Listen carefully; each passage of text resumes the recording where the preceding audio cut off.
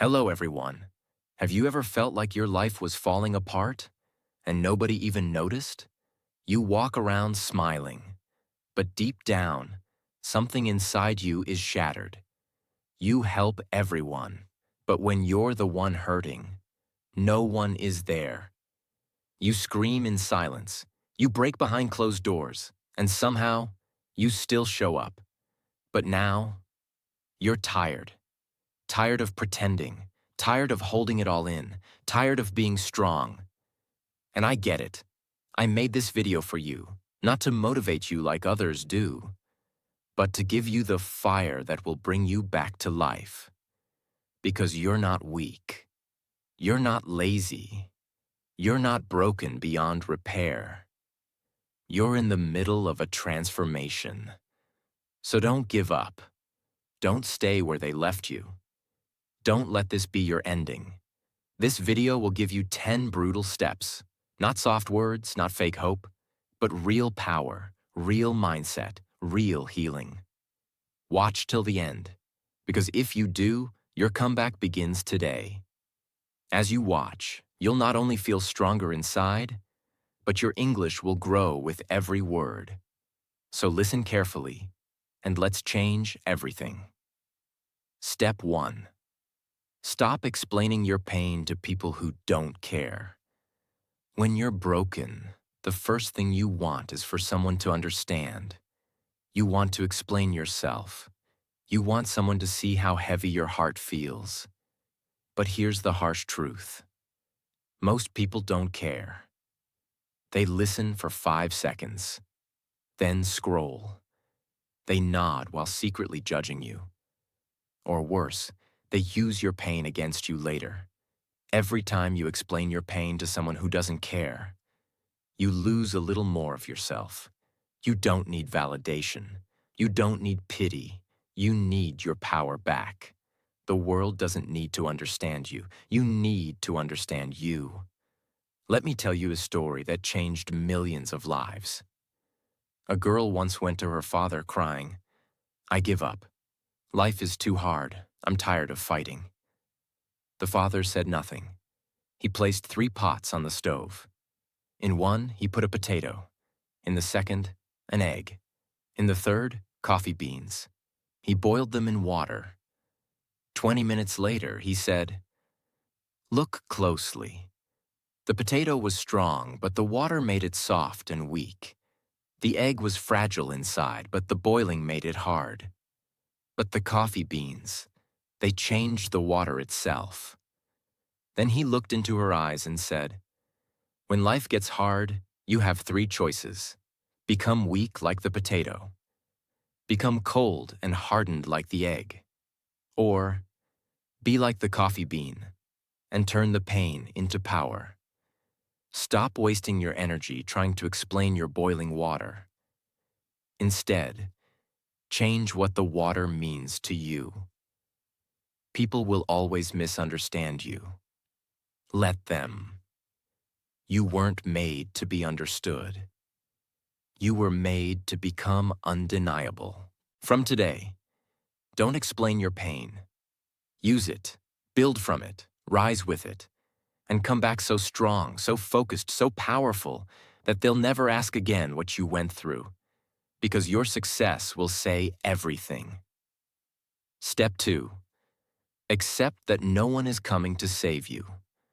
There comes a time in your life when you finally understand something that changes you forever, something that breaks you first.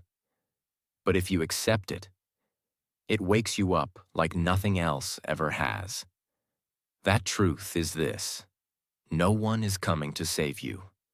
No one is coming to fix what they broke. No one is coming to wipe your tears at 2 a.m. No one is coming to motivate you every morning. No one is coming to force you to stop wasting your life. That's your job now. It hurts, doesn't it? Because we all grow up thinking that if we fall hard enough, someone will catch us. That someone will notice. Someone will care. Someone will show up with love, with help, with answers. But here you are, still broken, still waiting, and the phone is silent. The door didn't open, and no one came. Now read this carefully, because this is the turning point of your entire life. Let me tell you a story. Not a sweet one, not a soft one, but a real one. A story that reflects millions of people who are alive, but already dead inside. There was a man who got stuck deep in a canyon, a place surrounded by sharp rocks, steep walls, and silence. He fell while hiking, broke his leg, and couldn't move. At first, he believed someone would come. He screamed. He waited. He hoped. He had water. He had some food. He told himself, "They'll find me. Someone will rescue me." A few hours passed, then a day, then two. Still no one. By day 3, he was weaker.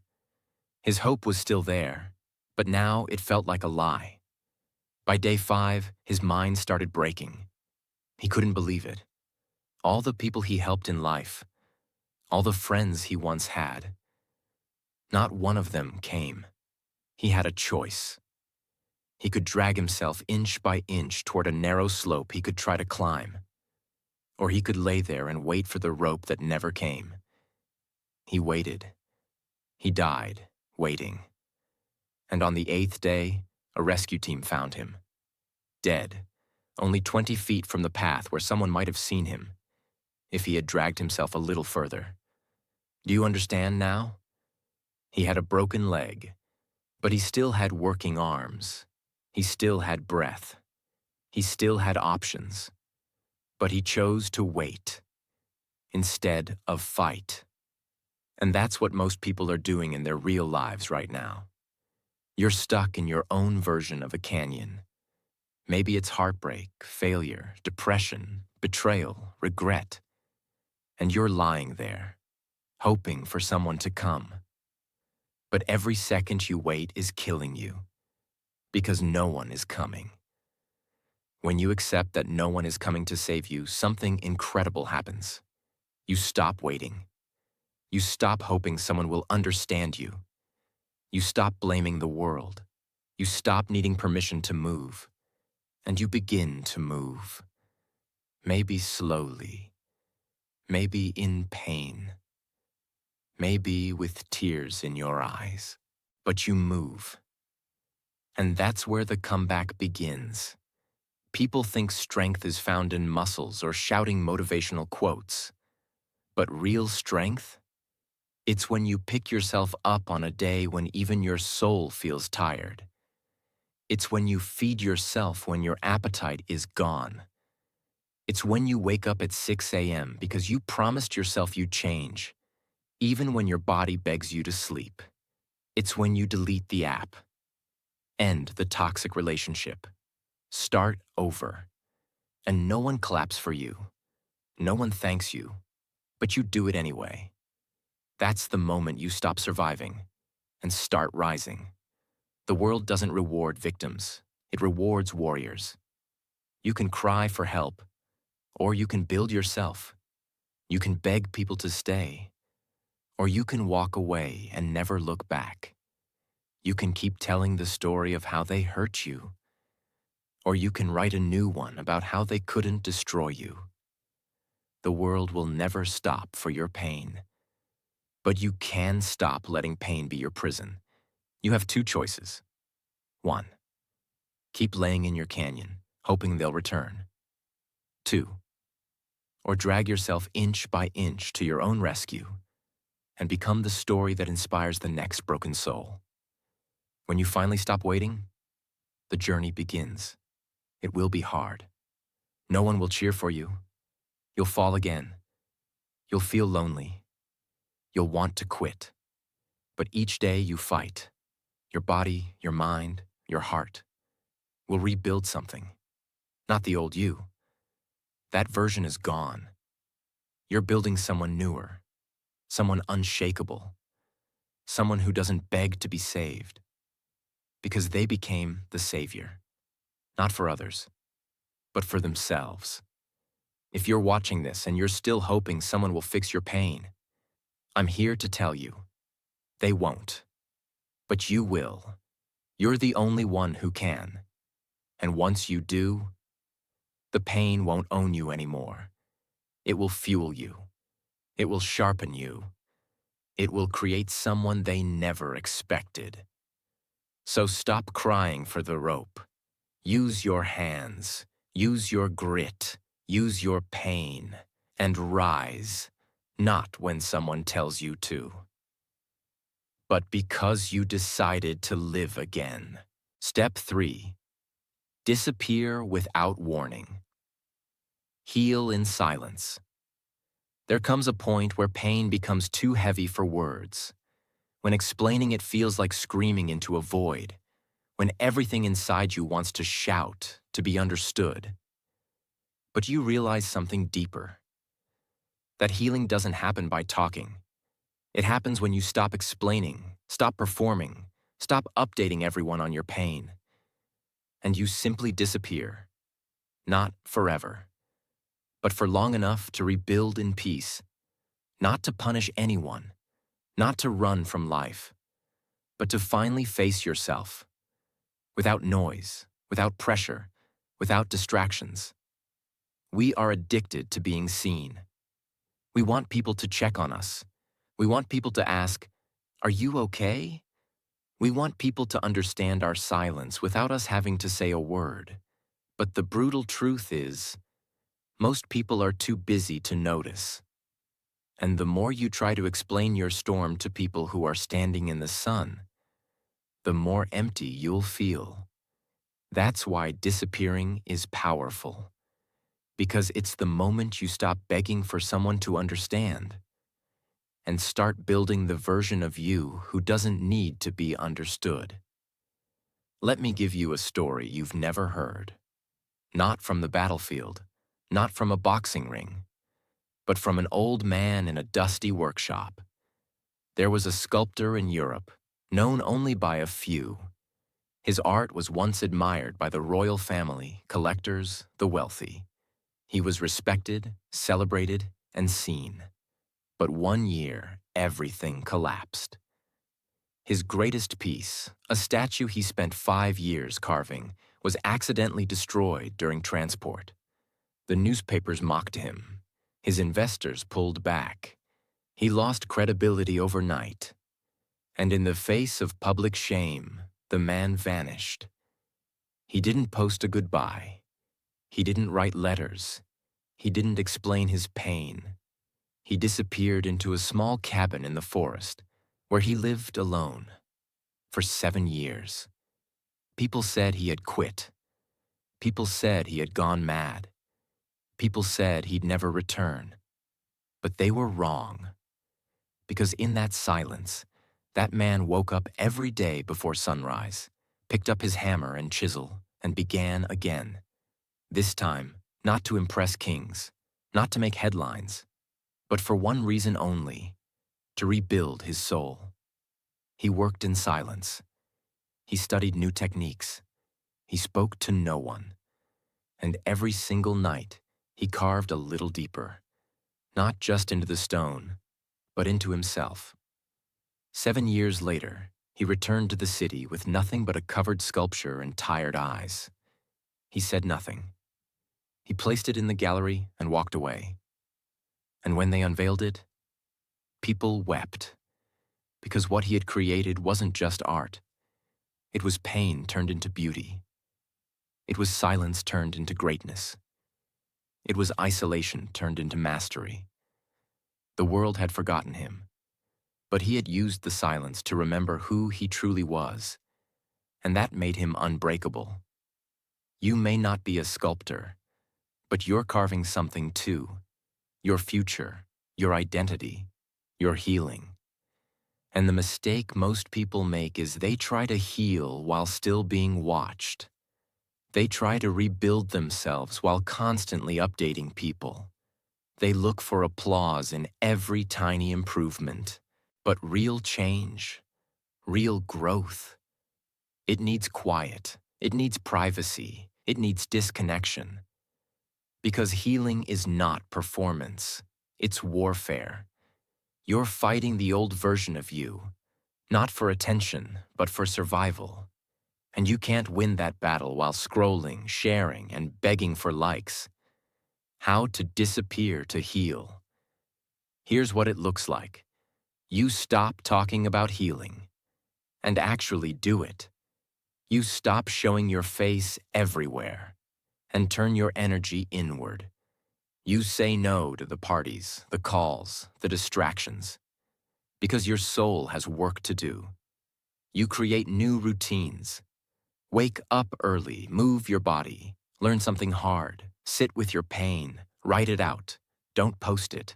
Grow in silence, change in silence, suffer in silence. Because when you come back, let your life speak so loudly you never have to. They'll tell you, Tana, stay visible. They'll say, don't disappear, people will forget you. But here's what they don't understand. You're not disappearing to be forgotten. You're disappearing to be reborn. The old you, the one who tolerated disrespect, who kept explaining their pain, who kept showing up for people who never showed up back. That version is dying now. And the new one. It's not born in the spotlight. It's born in the dark, when no one is watching. When the only voice you hear is your own. When you learn to sit with your discomfort long enough to grow from it. Silence isn't weakness, it's power. And when used correctly, it will become your weapon. So if you're feeling broken, stop trying to be seen. Stop trying to prove anything. Stop trying to post your progress to people who don't care. Instead, vanish. Without a goodbye. Without an explanation. Without a warning. Go and heal. Go and rebuild. Go and become so powerful in silence that when you return, they won't recognize you. Not because you're hiding, but because you've become someone they never saw coming. Step 4. Cut off what broke you. Ruthlessly. There is a hidden truth that no one wants to say out loud. A truth that will set you free, but first, it will tear you apart. You cannot heal in the same environment that broke you.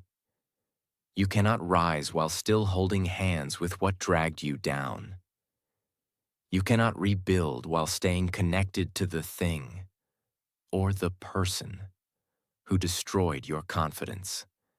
No matter how many motivational videos you watch, no matter how many books you read, if you keep letting poison back in, you will never breathe again. Sometimes the most powerful act of healing is not loving yourself more. It's cutting off what broke you. Completely, unapologetically, ruthlessly. Not slowly, not gently, not with second chances, ruthlessly. Because your peace is not a negotiation. Your healing is not a group discussion. It's a war for your soul. And there are things in your life right now that are killing you slowly. And it's time to burn the bridge, not just walk away from it. Let me take you into the real story of a girl most people will never hear about. She was born in a small town, the kind of place where silence is heavy, dreams are small, and pain is passed down like family recipes. Her home was not a home. It was a battlefield in disguise. Her mother blamed her for her own failures. Her father disappeared years ago. Her boyfriend mocked her dreams and told her she'd never make it without him. Her friends? They only loved her when she stayed broken. Because healed people make the insecure feel uncomfortable. And for years, she stayed.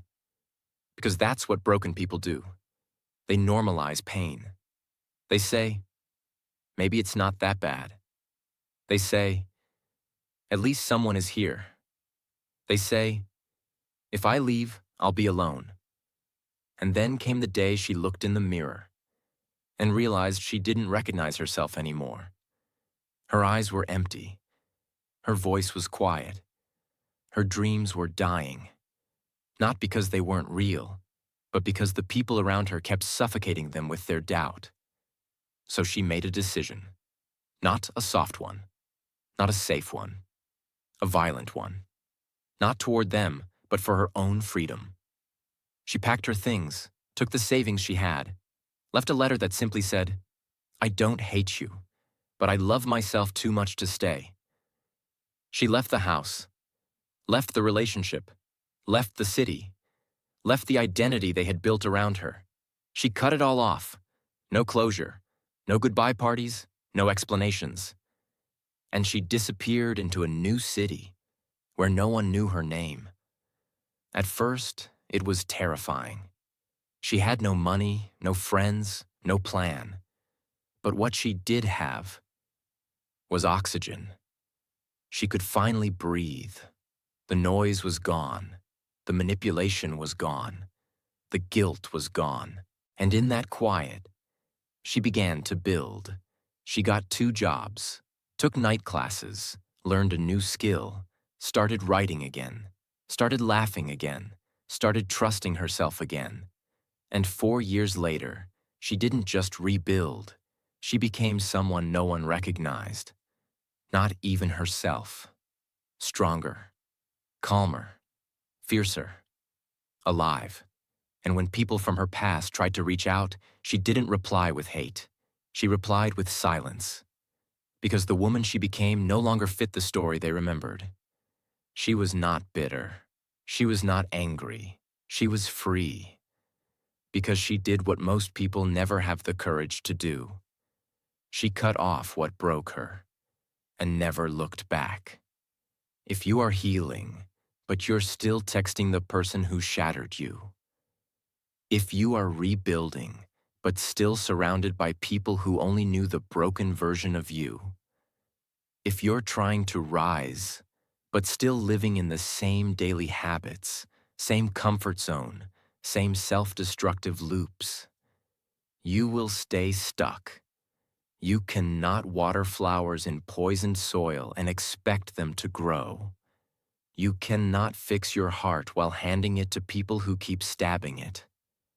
You cannot find peace while choosing war every morning in the form of toxic people, toxic thoughts, and toxic environments. You don't need more time. You need more courage. The courage to stop calling it loyalty when it's really self-betrayal. The courage to stop calling it love when it's really control. The courage to stop calling it hope when it's really a slow death. This doesn't mean you hate them. It doesn't mean you wish them harm. It means you finally understand. You can't heal in a cage. Here's how to do it. Block the number. Without needing to explain. Move out, even if it's scary. Walk away, even if it breaks your heart. Say no, even if your voice shakes. Say nothing, because your silence now speaks louder than any final goodbye. Cut it off like a knife, not like a slow peel, not a soft fade, but a clean break. Because your future is bleeding while you keep trying to save what already killed you. What people will say? They'll say you're rude. They'll say you changed. They'll say you're selfish. They'll say you forgot them. But they will never say how they failed you. They will never admit how they hurt you. They will never own what they did. And that's fine, because you're not cutting them off to hurt them. You're cutting them off to save yourself. And someday, when your life is peaceful, purposeful, powerful, you'll look back and say, that was the day everything changed. Not because they changed, but because I stopped waiting. And I chose myself. Stop romanticizing what broke you. Stop revisiting places where your soul was shattered. Stop forgiving people who aren't sorry. Stop negotiating with pain just because it's familiar. You don't need to hate them. You don't need revenge. You don't need closure. You need distance. You need silence. You need space to breathe again. And you won't find that while dragging the past into your future. So let this be the day you burn the bridge. Let this be the day you pack your soul and leave. Let this be the day you say, if it hurt me once, it will never get the chance again. Cut off what broke you, ruthlessly, without guilt, without apology, because freedom doesn't begin with forgiveness. It begins with separation. Step 5. Turn your pain into daily fuel. Pain. It's not just something you feel. It's not just something you survive. Pain is energy. And energy, if used correctly, becomes power. Every single person who has ever become something great didn't escape pain. They mastered it. They studied it. They used it. The difference between people who stay stuck in pain and people who rise through it is what they do with it. You can cry with it, or you can train with it. You can complain about it, or you can convert it into work, discipline, hunger, fire. That's what warriors do. They take every scar, every heartbreak, every rejection, and they put it into action every single day. Because when you use your pain correctly, it becomes the most powerful fuel in the world. Let me tell you the story of a man you've never heard of, but one whose pain fed millions. He was a nobody, raised in the slums of Manila. His mother worked in the back of a bakery. His father left. His siblings were sick. There were days they had nothing to eat except salt and rice. He never went to culinary school. He had no degree. But he watched his mother's hands when she cooked.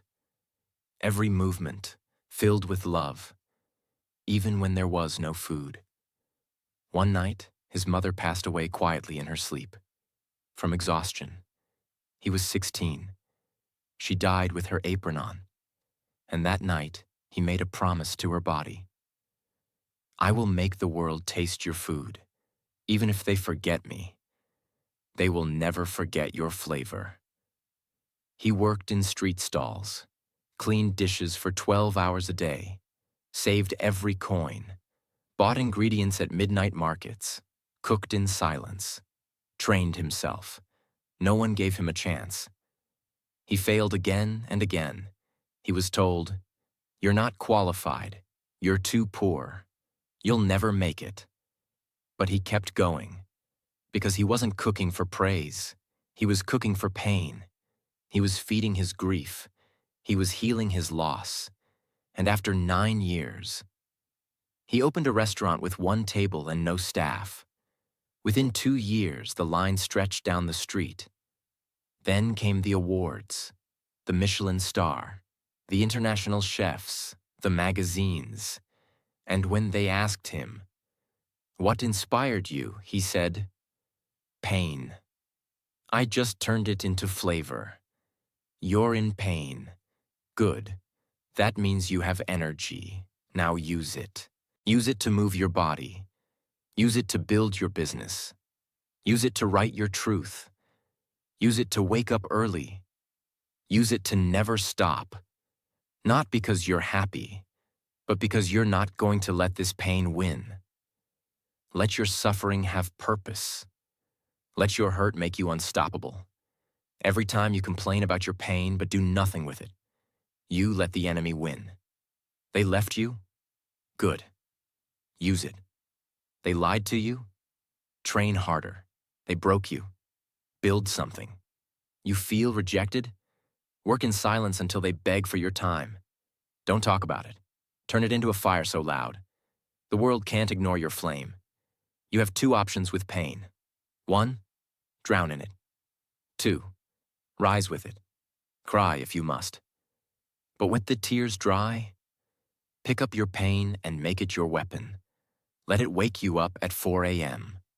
Let it push your limits. Let it remind you who you never want to be again. Because the people who transform this world are not the ones who avoid pain. They're the ones who turn it into fuel. Step 6. Fix your routine not just your feelings. Here's the truth. No one wants to admit. Your life isn't broken because of how you feel. It's broken because of what you do every day. Pain is real. Sadness is real. But most people stay stuck not because of what they feel, but because of the routine they refuse to change. You cannot heal in chaos. You cannot find peace in disorder. You cannot build a new life while repeating the same destructive patterns every single day. Your future doesn't begin with motivation. It begins with discipline. And discipline begins with your routine. This story is not fiction. It's about a man who spent 23 years in prison for a crime he didn't commit. His name is Brian Banks. At 17, he was accused, arrested, convicted. He lost everything: his scholarship, his football career, his freedom, his name. He spent years in prison, not just behind bars, but broken mentally. Everyone forgot him. He had every right to rot in that cell, to be angry, to be bitter. But one day, he stopped asking, "Why me?" And he asked, "What now?" He took a notebook and wrote 3 things on the front: mind, body, time. Every day he trained his body in a 6x8 cell. Push-ups, sit-ups, shadow drills. Every day he trained his mind. Read books, studied law, wrote goals. Every day he trained time. Woke up at the same hour. Used every minute like it mattered. And when he was released, he was not the same man. He was faster, stronger, smarter. He fought his way back into the NFL. He rebuilt his life from scratch. He was faster, stronger, smarter. He fought his way back into the NFL. He rebuilt his life from scratch.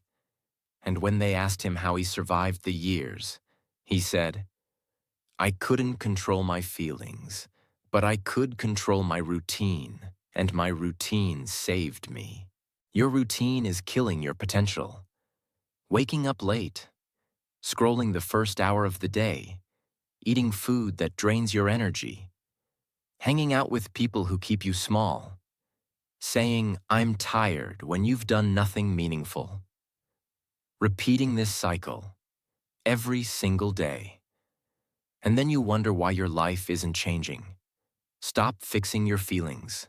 Start fixing your hours. Wake up before the world. Move your body before your mind tells you not to. Eat like someone who respects their future. Create before you consume. Write before you scroll. Train before you talk. And commit to this, even when you don't feel like it. Because feelings are liars. But discipline is truth. Stop making this mistake. You say, "I'll do it when I feel better. I'll start when I'm motivated. I'll wait till Monday." And life just keeps passing. You don't need a new year. You don't need a new moon. You need a new pattern. And you start it right now, not when you're ready, but when you're tired of being stuck. Discipline is not punishment. It's self-respect. And your routine is your message to the world. A message that says, "I am done being who I used to be. I am done waiting. I am done explaining." You may not feel strong, but if you wake up and keep going anyway, you're already powerful, because no one changes their life in one day. They change it in one disciplined routine, repeated every single day. Step 7. Stop scrolling. Start rebuilding. Right now, your dreams are not dying because you're lazy, not because you're weak, but because you are distracted. We live in a time where people scroll through 500 faces a day and forget their own. You're not tired because you work too hard. You're tired because your mind is overloaded with everyone else's life. You wake up, and the first thing you do is pick up your phone. Before you even say good morning to yourself, you've set it to the internet. Before your feet touch the ground, Your mind is already in 50 other places, none of them your own. And you wonder why you feel empty, why you feel behind, why you feel broken. Because you're trying to build a meaningful life with a mind designed for distraction. But here's the truth. You will never rebuild your life while watching everyone else live theirs. Let me tell you a story the media never shared, because it doesn't make them money. There was a boy in Brazil. He grew up poor, not just financially, but mentally. No confidence, no role models, but he had a phone. And on that phone, he had everyone's life but his own. He followed celebrities, influencers, trainers, hustlers, travelers, every day. And the more he watched them win, the more he felt like a loser. He'd lay in bed, comparing his broken mirror to their million-dollar lives. He started to believe he was worthless, that it was too late, that he'd never catch up. He stopped trying. Why try when others are already so far ahead? Until one day, he was scrolling on the beach, and the screen froze. Just a spinning circle. Something snapped inside him. He stood up, walked into the water, and threw the phone into the ocean. People thought he was crazy, but he knew that phone was killing him, not physically, mentally. That night, he picked up a notebook. He wrote, Day 1, no scrolling, only building. Every day after that, he woke up early, trained his body, took free online courses, started working in a garage, learned how to fix engines, learned how to talk to people face to face, started selling used parts online. And slowly, he built a life, piece by piece, without filters, without likes, without comparison. 4 years later, he now owns that garage. He employs 6 other boys who were once lost like him. And when someone asked him, "What changed your life?" he smiled and said, "I stopped watching, and I started doing." Every time you scroll past a video you won't remember, you're stepping over your own potential. You think it's harmless, just a few minutes, but add them up. 5 minutes becomes 10. 10 becomes an hour. An hour becomes a life wasted watching strangers win while you rot in your own regret. You say you don't have time? Check your screen time. That's where your life went. How to fix this? Wake up and leave your phone off for the first 60 minutes. Create before you consume. Write your goals before you check anyone else's. Turn off notifications. Replace apps with habits. TikTok, journal. Instagram to gym. YouTube to books. Twitter, silence. Make your life so rich that scrolling feels like a waste of time. You are not too late. You are not too broken. You are not too far behind. You're just too distracted. Turn your phone into a tool, not a god. Reclaim your hours. Reclaim your focus. Reclaim your mind. And rebuild what you lost. In silence, with discipline, without the need for anyone to see. Because someday, they won't be scrolling past you. They'll be scrolling because of you. Step 8. Build a body they can't laugh at. Let's be honest. You've been judged, mocked, underestimated, maybe laughed at for your looks, your size, your weakness. They told you that you weren't good enough. You weren't strong enough. You didn't look like them. And every time they made a joke, you acted like it didn't hurt. But it did. It still does. And here's what no one tells you. You can't cry your way out of disrespect. You have to become someone they can't laugh at. You don't do it to prove them wrong. You do it so they never get the chance again. There was a boy in Eastern Europe. Too skinny, too shy, too weak. His classmates called him Twig, Toothpick, And worse, girls laughed when he walked by. He couldn't do a single push-up. He was bullied so badly that one day, he locked himself in the school bathroom and cried until his throat hurt. He promised himself 2 things that day. 1. They will never see me cry again. 2. They will never see me weak again. That night, he didn't go online. He didn't tell anyone. He searched how to get strong at home. No gym, no coach, no equipment, just willpower. He started with wall push-ups, then knee push-ups, then regular push-ups, then pull-ups on pipes in the backyard. He trained in secret. He trained in pain. He trained with one goal, to make weakness fear him. He studied nutrition, started meal prepping, woke up before sunrise, trained twice a day, did not miss a day, even when he was sick. No noise, no posting, just fire. 2 years later, he returned to school for a reunion. No one recognized him. Broad shoulders, wide back, arms like stone. The same girls who laughed at him stared in silence. The same boys who bullied him couldn't even hold eye contact. And when someone asked, "Bro, what happened to you?" he said, "You did." Now look at what you built. Your body is not just about muscles. It's about revenge with silence. It's about showing the world you are undeniable. Not for others to clap, but for you to stand tall again. You don't need to be a bodybuilder. You don't need to have six-pack abs. But you do need to look in the mirror and say, "I earned this." Why your body matters. Because no one respects someone who looks like they don't respect themselves. And your body is the first message the world reads about you. So change that message. Train daily, even when you're tired. Eat clean, even when it's boring. Move more, sit less. Build discipline, not just biceps. Get strong enough that when you walk into a room, no one laughs. They listen. You don't need to hurt anyone. You don't need to yell. You don't need to prove. Just build. Build in silence. Train in pain.